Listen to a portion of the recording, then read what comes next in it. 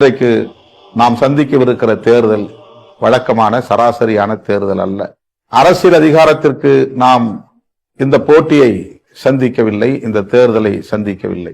நாட்டை காப்பதற்காக, நாட்டு மக்களை காப்பதற்காக, ஜனநாயகத்தை காப்பதற்காக, அரசமைப்பு சட்டத்தை பாதுகாப்பதற்காக இந்த தேர்தல் களத்தில் நாம் பங்கேற்கிறோம்.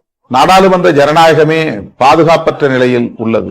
ஆகவேதான் இந்தியா முழுவதும் எதிர்க்கட்சிகள் அனைத்தும் ஒன்று சேர்ந்து ஜனநாயகம் காப்போம் என்கிற போர்க்குரலோடு இந்தியா என்கிற பெயரில் கூட்டணி அமைத்துள்ளனர். நாட்டு நலன்களை முன்னிறுத்தி, விளிம்பு நிலை மக்களின் நலன்களை முன்னிறுத்தி நாடாளுமன்றத்தில் 69 முறை பேசுவதற்கான வாய்ப்பை பெற்று உங்களின் குரலாக எனது குரல் அங்கே ஒலித்திருக்கிறது. நாட்டை காப்பதற்கு, அரசமைப்பு சட்டத்தை பாதுகாப்பதற்கு, ஜனநாயகத்தின் விழுமியங்களை பாதுகாப்பதற்கு போராடுகிற ஒரு போராளியாக என்னை மக்களவைக்கு அனுப்பி வையுங்கள்.